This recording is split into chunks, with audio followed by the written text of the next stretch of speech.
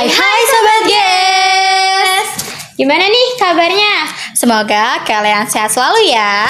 Mana nih pendengar setianya GSFM? Saya. Kalian pasti kangen banget kan dengerin GSFM? Ada yang masih ingat gak nih terakhir GSFM bahas tentang apa sih? Value. Yap, betul banget. Terakhir kali GSFM kita bahas tentang value. Buat yang belum tonton, kalian bisa dengerin di Spotify ya, di sebelah sini. Nah teman-teman, di episode kali ini kita bakal ngebahas topik yang gak kalah serunya. Tapi teman-teman pernah dengar gak sih peribahasa tak kenal maka tak sayang? Semaka dari itu, perkenalkan saya Rizkita Amirah Nurimani. Dan saya Santa Octagresia siap menemani kalian selama kurang lebih 10 menit ke depan. Pada episode kali ini kita spesial nih membahas edisi Hari Obesitas Sedunia pada tanggal 4 Maret. Nah, kita mau ngebahas apa sih Nisan? Kita akan ngebahas topik tentang Seberapa penting menjaga keseimbangan gizi. Nah, kalau topiknya udah kayak gini, penasaran gak sih siapa narasumbernya? Yuk, langsung aja kita sambut narasumber kita yaitu Dea Imut Mutiara dan Azani Fabian dari kelas 11E. Halo. Halo Kak. Halo Fabian. Gimana nih kabarnya hari ini? Alhamdulillah baik ya. Alhamdulillah. Pantes kalau aku lihatnya kayak mukanya berseri-seri banget ya. Semangat banget nih Kak. Kita sangat excited ya. Excited. Udah gak sabar dong ya kita tanya-tanya. Wah, Ya. apa aja tanya. Kali ini Kakak ada kesibukan apa nih sehingga alhamdulillah bisa datang nih ke podcast GSFM kita nih. Paling cuma puskesmas doang tadi pagi ya. Cuma tadi iya. kita ada acara di puskesmas aja sih. Tapi nggak terlalu sibuk. Alhamdulillah. Pantes kayak dari lihat-lihat dari seragamnya mereka dari PMR ya. Iya, betul banget tuh Masa KPK. Santa. Nah, pasti Kakak udah tahu nih kan kita mau ngebahas Hari Obesitas Sedunia nih Kak. Nah, Hari Obesitas Sedunia itu kira-kira Kakak terpikirkan gak sih kenapa adanya Hari Obesitas Sedunia itu? Kepikiran sih dari namanya ya, itu agak aneh ya namanya, maksudnya. Iya. Hari obesitas itu kita disuruh obesitas apa gimana? Kita nggak tahu. Enggak Apa dong untuk Kak. anak-anaknya tuh. Orang Valentine kan ya berarti kan orang-orang yang saling cinta ini orang obesitas, masa harus obesitas? Oh, tentunya enggak. Kenapa ada Hari Obesitas Sedunia? Ini tuh karena ini hari dimana kita tuh harus meningkatkan kesadaran diri masyarakat tentang obesitas. Dimana banyak nih teman-teman di sekitar kita bahkan yang sudah mengalami obesitas, dan gimana nih kita cara penanganannya. Nah, Oh gitu. gitu. Makanya ada Hari Obesitas Sedunia itu gunanya tuh buat mengingatkan masyarakat supaya kita tuh penting menjaga keseimbangan berat badan kita supaya kita nggak obesitas. Betul. Nah, San, udah gak sabar gak sih? Ini kita mau nanya-nanya dulu nih. Betul. Tentang Hari Obesitas Sedunia ini nih. Sebelumnya nih, kalau kita lihat-lihat nih ya Kak, di zaman-zaman sekarang ini kan banyak nih pelajar-pelajar atau bahkan teman-teman kita ini mengalami ketidakseimbangan gizi, di mana itu juga ada obesitas, dan obesitas itu pasti juga selalu berhubungan dengan kekurangan gizi juga, kelebihan gizi. Atau menurut Kakak nih, sebenarnya tuh apa sih keseimbangan gizi itu? Ya. Kalau ngomongin tentang keseimbangan gizi, nah dari namanya aja keseimbangan, berarti sesuai dengan porsi yang tepat, tidak lebih dan tidak kurang. Kalau berdasarkan saya baca berdasarkan Kemenkes RI itu gizi seimbang atau keseimbangan gizi adalah susunan pangan sehari-hari yang sesuai dengan kebutuhan tubuh kita. Apa aja sih zat gizinya? Seperti karbohidrat, protein, lemak, vitamin, itu dibutuhkan untuk asupan tubuh kita agar kita juga bisa beraktivitas, mempengaruhi tumbuh kembang kita juga biar lebih optimal, seperti itu. Dan itu nanti akan ada pertanyaan selanjutnya, itu penting nggak sih obesitas itu? Gizi itu penting nggak ya? Jujur ya, keseimbangan gizi itu terutama di dunia pendidikan itu penting banget. Itu yang paling penting itu gizi anak. Oke. Itu gizi anak itu paling penting. Karena apa? Karena anak yang mempunyai gizinya seimbang sama anak-anak yang gizinya kurang, Pasti jelas berbeda ya. apalagi malnutrisi, stunting, ujung-ujungnya juga pasti asam lambung, Obesitas juga. obesitas juga ya kan. Itu pasti akan terlihat. Apakah penting? Penting banget. Terutama di pendidikan. Jadi kalau misalkan sekolah mengadakan kayak sarapan pagi Sarapan sehat. Iya, Sarapan betul. sehat, terus makan siang gratis dari pemerintah. Nah, Kalau dilihat-lihat ya Kak, sekolah ini kan GS nih, kita ada program nih Kak nih. Program namanya tuh Gerakan Sekolah Sehat. Baru aja nih kemarin kita udah ada program namanya Sarapan Sehat pagi-pagi di hari Jumat nih biasanya. Nah menurut Kakak nih, penting gak sih atau seberguna apa kita sarapan sehat di program sekolah kita ini? Nah, kembali lagi sarapan itu penting. Kenapa? Karena ketika kita tidur sekitar 5 sampai 8 jam ibaratnya kita berpuasa, tubuh kita tidak punya energi. Makanya kita harus sarapan di pagi hari agar metabolisme tubuh kita itu bisa optimal. Gini aja deh, misal kamu bangun tidur terus pakai baju nggak sarapan, langsung siap-siap ke sekolah. Perut kamu lapar nggak sih? Wah, lapar banget itu, Maka. Kamu ngerasa lemes nggak sih? Itu berpengaruh juga pada produktivitas kita. Kita bisa nggak fokus sama pelajaran. Ujung-ujungnya apa? Prestasi kita juga bisa menurun. Makanya gizi itu juga penting seperti yang Bian bilang di pendidikan itu seperti itu. Nah, kalau kita ini ngomongin sarapan-sarapan ya, Ya, di Kakak sekolah kita GS ini selain program sarapan sehat bersama, kan kita juga ada program senam bersama. Nah, program senam bersama di sekolah kita itu tuh di GS ada nggak sih hubungannya sama keseimbangan gizi? oh pasti ada, terutama untuk orang-orang yang obesitas ya. Ya. Nih, jadi gini, senam itu kan memerlukan banyak gerak. Ya, Oke, betul, banyak betul. gerak, dan gerak itu bisa membakar lemak. Apa yang dimaksud sama membakar lemak? Jadi ketika bergerak, otot kita itu memerlukan energi. Oke, kalau otot ngambil energi dari makanan, itu udah ada kan, yang sudah jadi lemak. Jadi otot memakan lemak yang tersisa, gitu. Jadi biasanya nih orang-orang nge-gym kan itu 2 jam sebelum nge-gym itu udah makan, karena yang diincar nanti sama ototnya itu adalah lemak-lemak sisanya. Nah, lemak-lemaknya itu yang akan dimakan oleh otot-otot yang sudah kelelahan atas ketika bergeraknya itu seperti itu. Gimana sih pendapat kalian tentang keseimbangan gizi pada anak-anak zaman sekarang nih?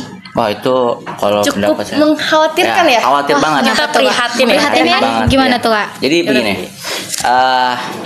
kita mengcompare ya 15 tahun terakhir, dari 2025 dari sekarang sampai 15 tahun terakhir Ke belakang ya. ya, ke belakang ya, Iya, ke belakang. siap.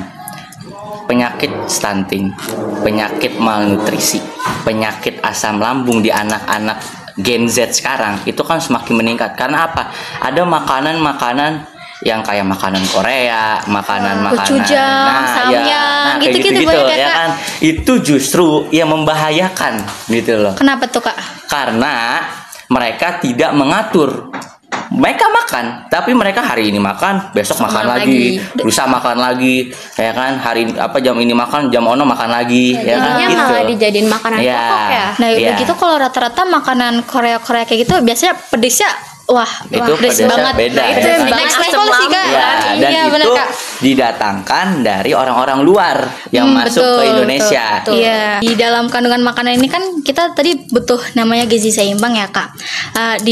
Menurut Kakak tuh di dalam gizi-gizi seimbang tuh sebenarnya tuh apa aja sih yang harus kita makan, dari mulai karbohidratnya Kak, proteinnya, atau ada yang harus dipenuhi? Itu apa? Kita dari SD sering gak sih kita dengar 4 sehat 5 sempurna. Oh, itu Iya, sering itu banget sih sering Kak. banget sih. Nah, itu Dibahas adalah gitu. contoh dari implementasi gizi seimbang dalam satu piring makanan kita. Apa aja sih yang ada di 4 sehat 5 sempurna? Seperti lauk pauk, nasi, sayuran, ya kan? Ada juga susu sebagai pelengkapnya, sebagai penyempurnanya pelengkapnya. malah ya, Kak. Iya. Iya. Ada juga ya isi piringku. Jadi dalam satu piring itu apa aja sih adanya? Yang pertama, 1/6 itu adalah untuk buah-buahan, 1/6-nya lagi untuk lauk pauk, bisa untuk protein nabati, protein hewani seperti itu, 1/3 untuk karbohidrat seperti nasi, biji-bijian, dan 1/3 yang lagi untuk sayur-sayuran seperti itu. Dan kalau nggak salah tuh ya, berarti kalau misalnya mereka kekurangan zat besi tuh, berarti itu mereka bisa untuk perempuan tuh anemia bukan Kak? Anemia. Iya, Nah, itu tuh anemia tuh untuk anak perempuan tuh bagaimana sih tuh Kak? Ya kalau bicara anemia ya pasti salah satunya karena kekurangan zat besi sehingga suplai oksigen dalam tubuh kita itu juga darahnya apa ya ibaratnya berkurang ya Iya, kekurangan darah kekurangan ya. darah. Dan salah satu pencegahannya buat kita sering dibagiin itu tablet tambah darah biasa dari puskesmas dan itu sangat penting untuk diminum ya, apalagi untuk remaja putri. Kita kedepannya nanti akan jadi orang tua, kita akan jadi ibu. Betul. Jadi untuk mempersiapkan anak kita gizi juga bagus dimulai dari ibunya juga. Dari masa remaja ini kita mempersiapkan diri kita, apalagi perempuan itu kan ada menstruasi, hamil sampai melahirkan, butuh asupan gizi yang cukup. Seperti itu. Tadi kan bahas anemia ya. Nah, karena anemia ini apakah bisa mengganggu aktivitas sehari-hari nggak sih, dan ada hubungannya nggak sama kurangnya asupan gizi? Pasti ya. Pasti ya, produktivitas kita akan terganggu. Ibaratnya gini, orang anemia kan kita kenal 3L ya, lemah, letih, lesu.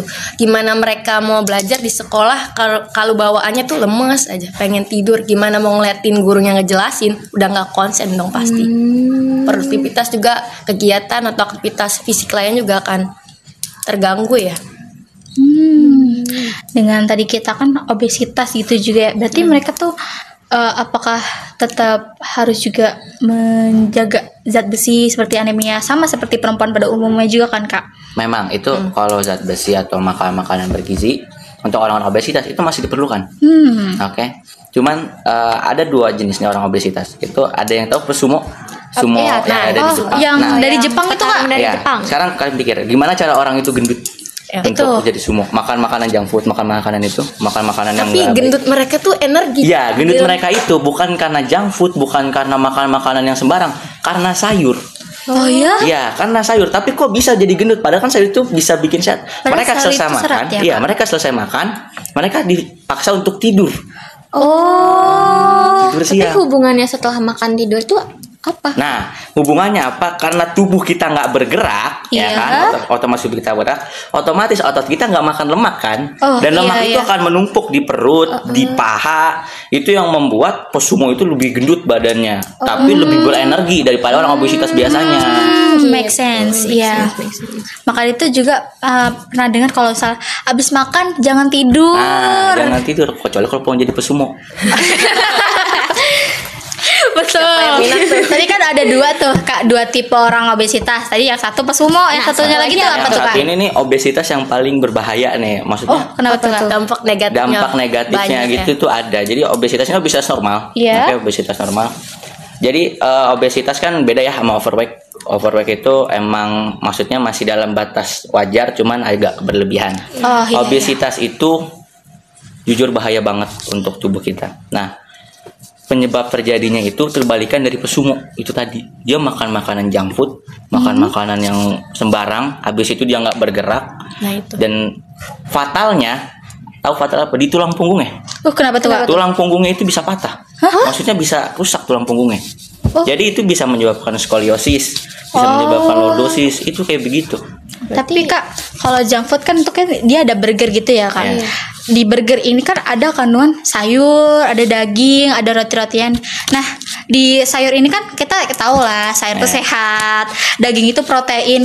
Tapi kenapa dari junk food burger ini sama sayur-sayuran biasa, kenapa lebih jahat junk food seperti burger ini dibanding sayuran seperti pada umumnya? Nah itu ini pentingnya edukasi keseimbangan gizi ya untuk iya, orang-orang. Jadi gini, dalam burger itu kan udah disebut tadi roti, ada sayur, ada daging, ya kan? Kayak lengkap gitu ya, ya, beda. seakan-akan Ada ya, lengkap banget tuh, karbohidrat, ada proteinnya, ada sayurnya juga. Apa bedanya sama makan makanan yang bergizi yang sama-sama padahal ada ayam juga, ada daging juga, ada sayur juga, nasi juga. Bedanya adalah di proses pemasakannya. Proses pemasakan junk food itu benar-benar pakai minyak yang berlebihan yang menyebabkan kalori pada makanan itu meningkat. Oke. Ayam paha biasa yang per gram itu 185. Oke. Sedangkan ayam daging junk food itu di atasnya bisa sampai 200 untuk satu burgernya doang. Sebanyak itu, Kak? Iya, Bisa 100. berkali-kali lipat lah. Wah, Iya, 3 bisa kali 2 atau 3 kali lipat. Karena apa? Kalori minyak itu masuk ke dalam daging. Kalori minyak yang berlebihan itu masuk ke dalam daging. Jadi Makanya lebih sehat, lebih masak sendiri. Iya. Terus kalau misalnya kita masak burger tapi dia di air fryer itu, Kak, kan minyaknya berkurang tuh. Nah, Apakah itu tetap lebih sehat. Jujur itu lebih sehat. Tetap sehat juga? Tetap sehat karena dia nggak pakai minyak, ya kan? Terus dia jatuhnya dipanggang nggak sih kalau kayak gitu? Dia juga tuh sih cara masaknya. Yang jelas minyaknya berkurang, Ya, yang kan jelas minyak lemaknya berkurang. kita mengurangi lemak. Ya, itu yang dikeluar itu bukan minyak, itu lebih tepat itu lemak ayam. Oh. Itu bisa Keluar jadi juicy-juicy-nya Iya. gitu. oh iya betul. Gitu, aku pengen nanya nih, kakak-kakak ini ada nggak sih tantangan yang kakak hadapin kalau dalam menjaga keseimbangan gizi tuh? Menjaga keseimbangan gizi tantangannya dari niat kita sendiri ya. Dari kebiasaan dan pola makan dan pola hidup kita ya. Gaya hidup itu mempengaruhi banget ya. Misalkan kita pengen tuh, kita tahu gizi seimbang tuh seperti apa, tapi kita malas untuk ngelakuinnya. Betul. Makanya perlu kedisiplinan diri. Kita perlu juga kesadaran dan yang paling penting edukasi ya. Nah, edukasi itu penting. Apalagi pada anak-anak zaman sekarang, itu susah banget masukin edukasi ke dalam pemikiran mereka. Apa yang mereka lihat, ya itulah yang mereka dengar itu fakta gitu loh. Padahal mereka belum tahu Kebenarannya. Iya, Iya. buruknya apa. Mereka bilang, wah sashimi ini enak karena ikannya ikan mentah. Padahal kita nggak tahu itu ikan habis makan apa. Iya, Kita kan nggak tahu. tuh. Ya Gimana kan? Kita cara nggak tahu. diprosesnya, Nah, iya. apalagi kalau kayak salmon gitu mentah Nah, iya juga kayak kan. salmon. Meskipun enak, tapi juga harus dipilih salmon mana nih yang baik. Betul, Gitu. betul. Gitu. Jadi harus dipilah-pilah juga untuk makanan. Dan yang paling penting itu kebiasaan, bener. Kebiasaan itu Pola paling. makan. Pola Kebiasaan makan, pola iya. Kayak hidupnya nggak sehat, habis makan langsung tidur, apalagi makannya kayak yang tadi Bian sebut, banyak minyak, berlemak segala macam. Akhirnya apa, penyakit datang ke tubuh kita. Betul, kalau gitu bisa juga sakit apa? Dari kakak-kakak nih, solusi buat kita tuh ngejaga keseimbangan gizi itu gimana sih, Kak? Udah saya dulu. Kalau solusi saya untuk menjaga itu yang pasti kebiasaan ya. Iya. Kebiasaan itu penting banget. Terus yang Dari Kak Dea sendiri bagaimana, Kak? Solusinya untuk apa tadi? Untuk menjaga keseimbangan gizi agar tidak terlalu berlebihan juga, seperti nanti malah akhirnya menghasilkan atau obesitas ini. Kita harus bisa merencanakan pola makan kita. Misal kita tahu kebutuhan kalori kita tuh seberapa, kita harus bisa rencanain. Gak setiap hari kita makan ini terus, atau misalkan setiap hari kita makan mie instan tuh nggak baik. Jadi kita harus atur pola makan dan perencanaan makan kita. Terus juga ya kayak tadi dibilang disinggung tentang senam. Nah itu salah satu aktivitas fisik. Selain juga makanan, aktivitas fisik juga mempengaruhi. Nah seperti Kalau itu sih. iya tadi kan mie instan, kalau semisal mie instannya ditambah sayuran gitu, itu apakah tetap sehat atau boleh, boleh? tapi jangan Tapi setiap hari ya. jangan Dan setiap- kandungan garam ya. Oh, dari iya? instan itu setara sama kandungan garam yang dibutuhkan manusia dalam 1 hari. Kalau gitu, gimana sih pendapat kakak tentang kebiasaan sarapan pagi dan apa pengaruhnya buat keseimbangan gizi? Nah, iya.